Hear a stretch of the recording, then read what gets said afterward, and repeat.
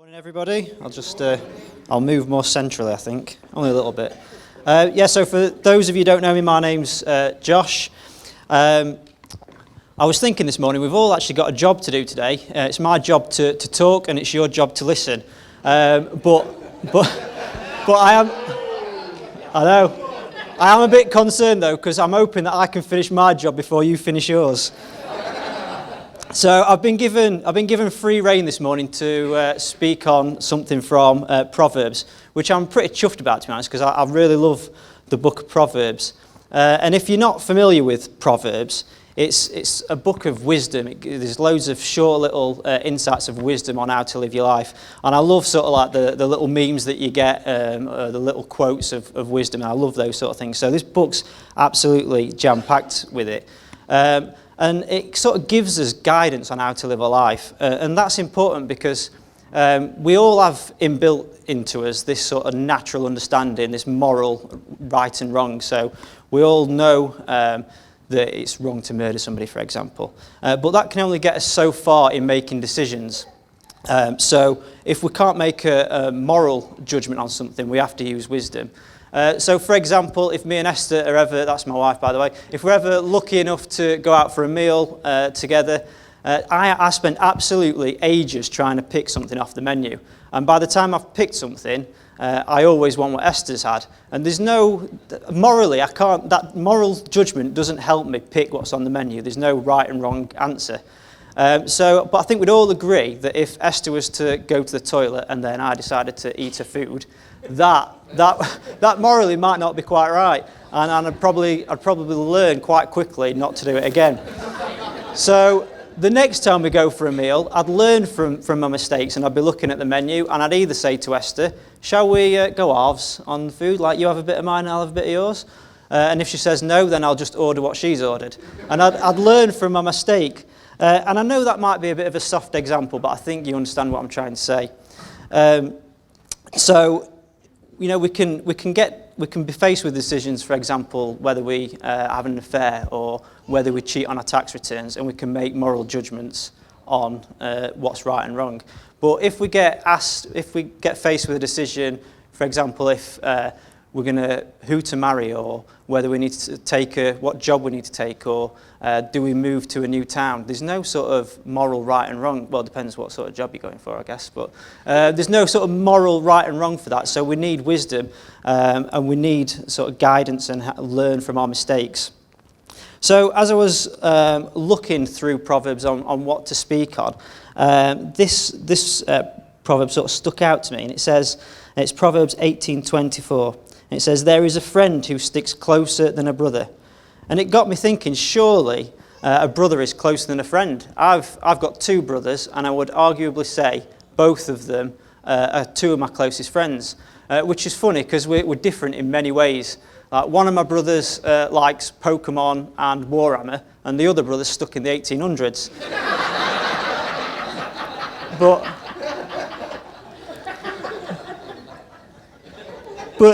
So it got me thinking, like, why is friendship to someone who's not a relative different? What's the difference? So I wanted to explore Proverbs and see what it teaches us about friendship. And I want to look at, have we got the verses? I'm going to look at a few verses, and there they are. If you can read them, maybe you can't. I'll read them out anyway as we go. So, but we'll look at them as we go. So Proverbs gives us this idea that if we want to live a wise life, we need to have close friends alongside us. And verse 18:24 says, "One who has unreliable friends soon comes to ruin, but there is a friend who sticks closer than a brother." And verse 17:17 says, "A friend loves at all times, and a brother is born for a time of adversity." And these verses tell us that there's something special about a friend that family can't give us. And I've already said that both of my brothers are two of my closest friends. So what's so special about a friend who isn't part of the family? And verse 17 says, "A brother is born for a time of adversity." And I think it's hinting at the fact that family might be there for you when things are tough. Family might be there to support you. but they've got this sort of inbuilt connection with you. You know, the part of your family, they're born with you in their sort of in their circle, and they haven't chosen you. That's the big thing. You know, they haven't chosen you. And what's that saying? You know, you can choose your friends, but you can't choose your family. And when we were younger, me and Damo, because there were only 2 years between me and Damo, so we were particularly close, and we used to move schools quite a lot when we were younger. Not because we were bad or anything. We just moved around quite a lot. So because we didn't have a close group of school friends, our friendship got closer, and we were messing around once in the bedroom, and I'd got a gat gun. Don't know if anyone knows what a gat gun is, but it's like an air rifle but a pistol, and you could fire either pellets or darts. And we were just messing around like lads do, you know, shooting things. And Damo said, I wonder what it's like to get shot with one of them darts. So I shot him. Apparently, when he said that, he didn't actually mean to shoot him. And if Damo was just a friend, then our friendship would have probably ended there. But because he was my brother, he had no choice. He had to sort of be there for me all the way through my life. But a friend has no natural tie. There's no genetic obligation to be there for you. They've consciously chosen to be a friend. They've consciously chosen to be there. And I think this has shown us that there's something unique about a relationship with a friend that family can't give you, a romantic relationship can't give you, a neighbourly relationship can't give you, work colleagues can't give you. There's nothing else, no other relationship can bring this special thing that friendship can. But we live in a society that pushes friendship to the back of the queue. You know, we put other friendships first, and in a liberal, individualistic society like ours, a romantic relationship is sort of the top of the queue. You know, you can see it through the media and TV. Everybody wants to know who's sleeping with who. We get Love Island, we don't get Friendship Island. And in a more sort of conservative, traditional relationship, then the family comes first. But I'm not saying there's anything wrong with either of those types of relationships. In fact, they're both very important. You know, without a romantic relationship, we wouldn't be here. Without family relationship, we'd struggle to survive. But there's something, but we neglect the importance of friendship, and we push it to the back of the queue. And I was sort of thinking, why is this? And I guess it's because friendship is a biological. So friendship isn't biological or sociological necessity. It's the only relationship that's absolutely deliberate. And I'm going to quote C.S. Lewis quite a bit. He's the guy that wrote Lion, the Witch and the Wardrobe. But I used one of his books, Four Loves, to sort of help me when I was putting this together. So I'm going to quote him quite a bit. And he says, friendship is the least instinctive, organic, biological, the least necessary of all our loves. It has the least commerce with our physical system. There's nothing throaty about it, nothing that quickens the pulse or turns you red and pale. And as a society, we live in busier lives. At the minute, I'm working away quite a lot and travelling around. And every type of relationship, other than friendship, pushes itself on you. So at the minute, even though I'm working away, I still have to have a relationship with my family. I still have to have a relationship with my wife. I still have to have a relationship with my work colleagues. But my close friends, if I'm completely honest, this last week I've not spent much time with them. It's the first sort of relationship that you push to the back of the queue. But Proverbs 13:20 tells us that without good friends, without making wise choices of our friends, our lives will be worse off. So how do we choose our friends then? Aristotle, who wrote quite a lot about friendship, he was basically Greek's version of Stephen Fry. He said that friendship was one of the main ways of living a joy-filled life. And he broke friendship down into 3 categories. He said, first of all, this self-interested friendship. So this is basically like work relationships. So you've both got something in common and something that draws you together. But as soon as that thing that you've got in common finishes, so as soon as you stop working with that person, then your friendship ends. The second type of friendship is pleasure-based friendship. And this is very similar to sort of kids' friendships, the type of friendships that they have, or with a sports team. So you both get enjoyment out of something that you do together. But this ends as soon as that mutual interest or that preference or your tastes change. And then the third type of friendship that Aristotle held quite high was true friendship. And this is based on, he said, this is based on mutual appreciation of the virtues that the other party admires. It's more likely if mutual hardship has been endured, it lasts until the end, and it takes time and depends on mutual growth. And it has the benefit of both the first two types of friendship. And Proverbs shows us that there's a difference between a true friend and an acquaintance. So in verse 18:24 it says, "One who has unreliable friends soon comes to ruin, but there is a friend who sticks closer than a brother." So we can have many acquaintances or unreliable friends, but a true friend is quite rare. And I thought we'd have a little game of Facebook top trumps. So this is where everyone gets the phone out. But I've had a quick look, and I've got 467 friends on Facebook. I'm hoping that goes up today after this meeting. But I'd say that probably out of those 467, I've actually only spoken to 50% of those in the last year. And out of those 50%, I've probably actually only spent quality one-on-one time with about 10%. So what's the difference between the 467 friends and that 10% I've actually spent any quality time with? Well, first of all, anyone could add me on Facebook. I may or may not accept you as a friend. I'll accept all you, of course. But just because I've accepted you as a friend on Facebook doesn't mean that we're close friends. It more likely means that we're just acquaintances.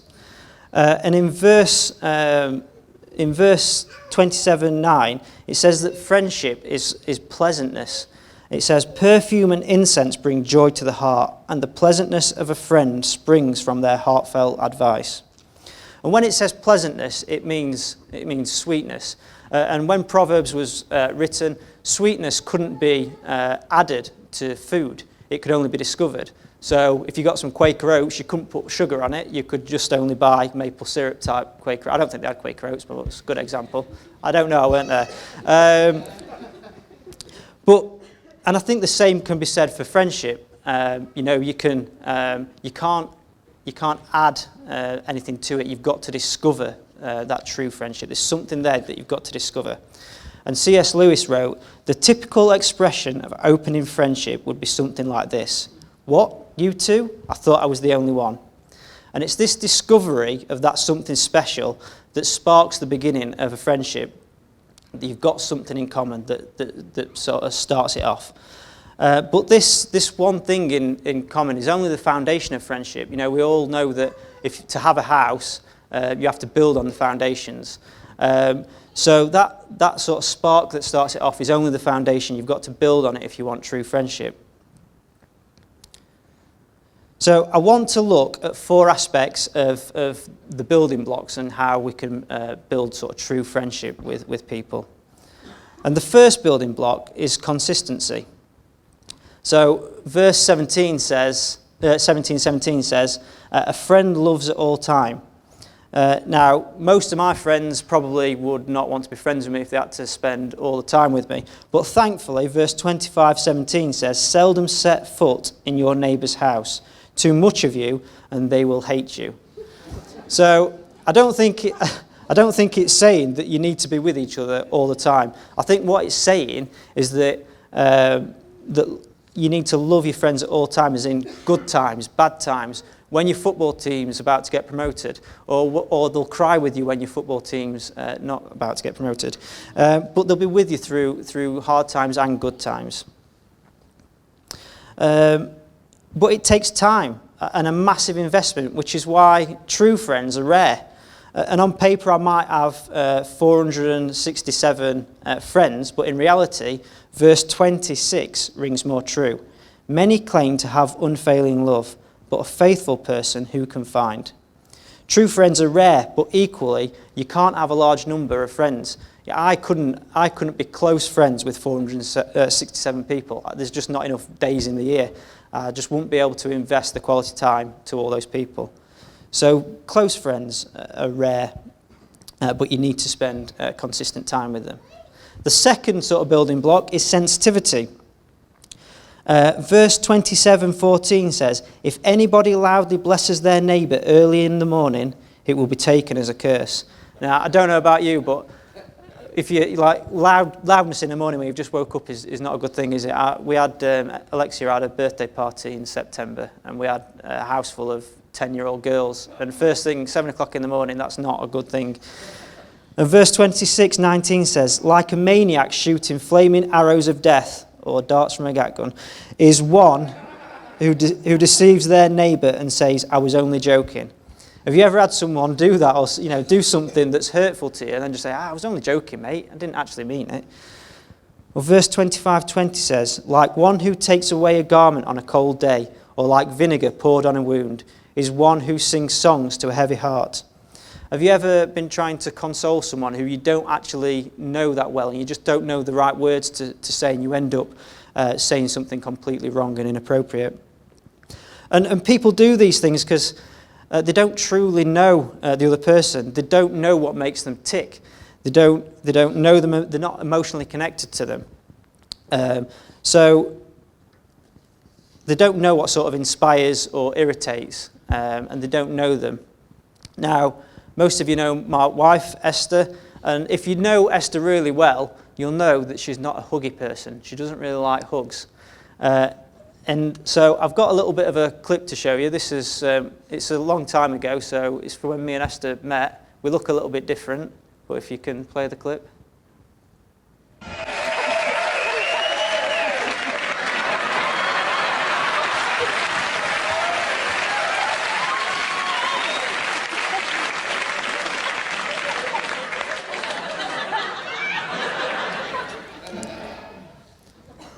Obviously, Esther's Mr. Bean and I'm the fit blonde. I told you we'd changed quite a bit. But so I'm hoping that everyone goes and gives Esther a hug, by the way, after.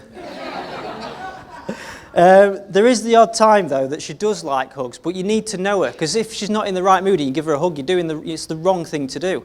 But there's the odd time that she does like a hug, but you've really got to know her to know when that is.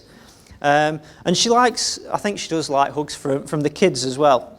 But that's because there's a closeness, there's a connection there, that natural connection that you get from your kids. And we have this sort of special connection with our kids, don't we, where if they're happy, we're happy. If they're sad, we're sad. But that's like that natural bond.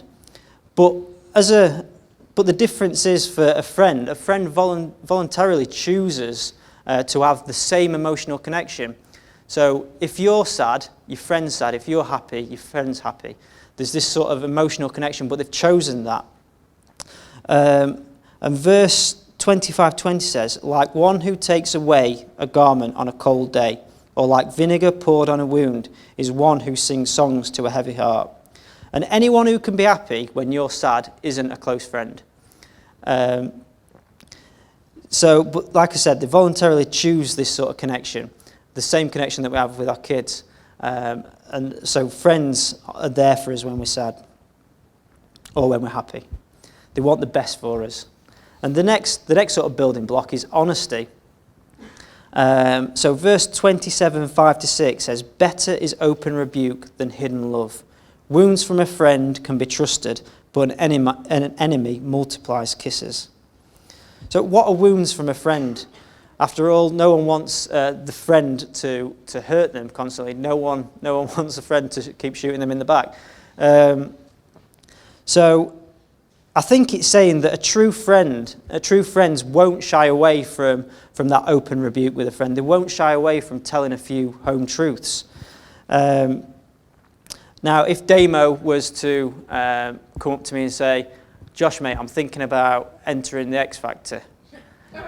Now, the first thing I'm going to say is, don't bother, mate, you can't sing. But you can't sing, can you, Damo?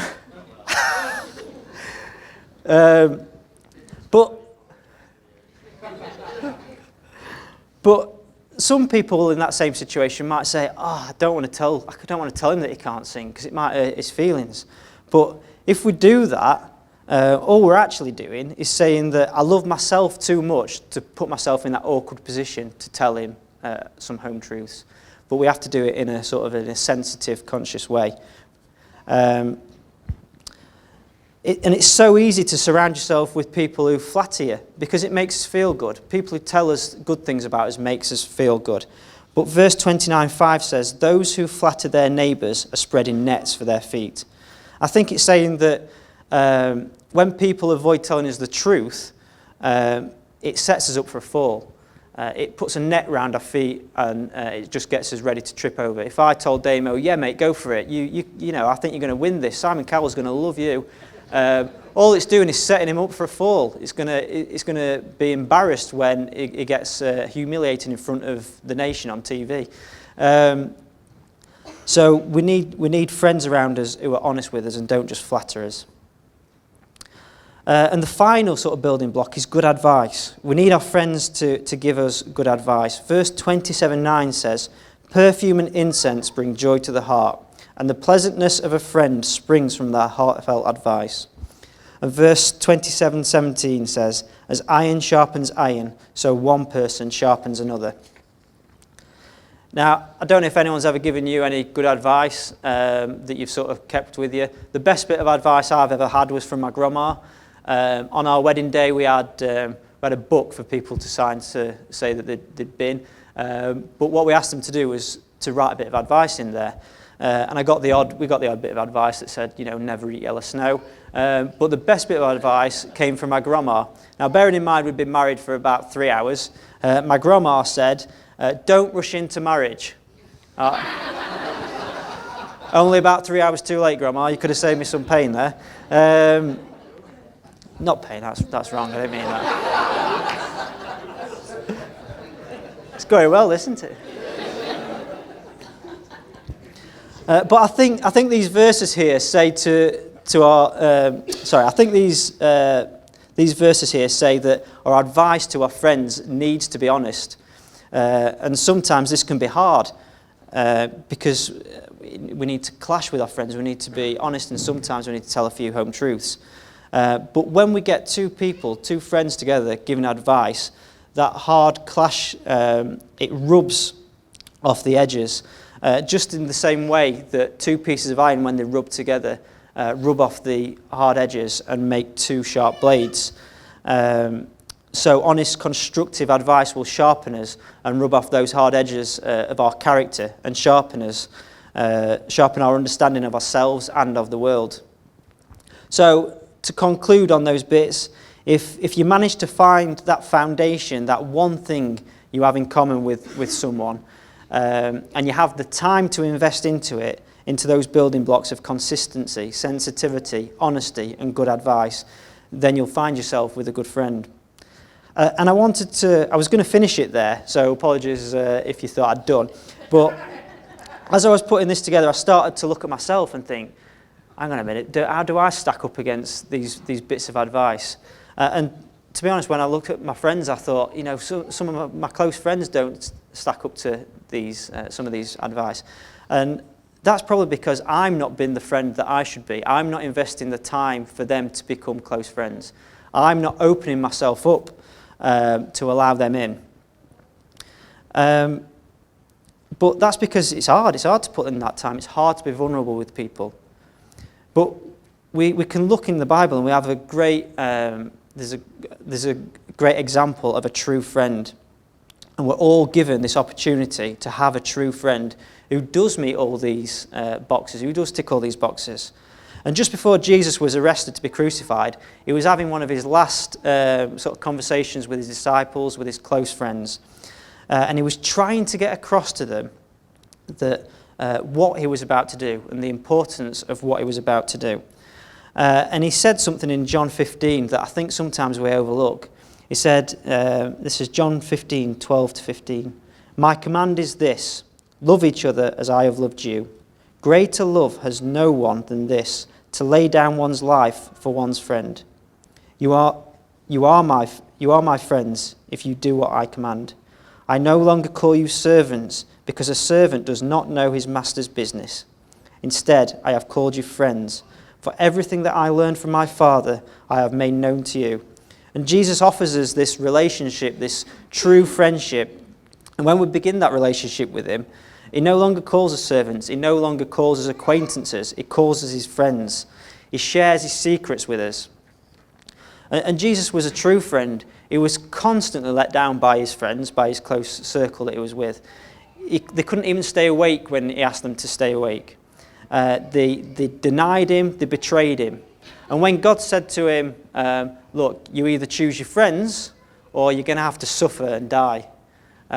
You either choose your friends you either lose your friends or you're going to have to lose your connection with me. You're going to have to go to hell effectively. And he said, you know what, I'll go to hell, I'll die for my friends to save them. And if we have this, and that's what true friendship is. If we have this, if we have this relationship with God, it gives us the confidence through Jesus to be friends to other people. And I just want to finish with a quote from C.S. Lewis. You know, it's not, we need friends around us who are there for us, who can support us, who can be honest with us. And if we use Jesus as our example, that allows us to open up more. And the friendships that we're in, I don't think it's a coincidence that we've got them around us. And C.S. Lewis says, in friendship, we think we have chosen our peers. In reality, a few years' difference in the dates of our birth, a few more miles between certain houses, the choice of one university instead of another, the accident of a topic being raised or not raised at the first meeting. Any of these chances might have kept us apart. But for a Christian, there are strictly speaking no chances. A secret master of ceremonies has been at work.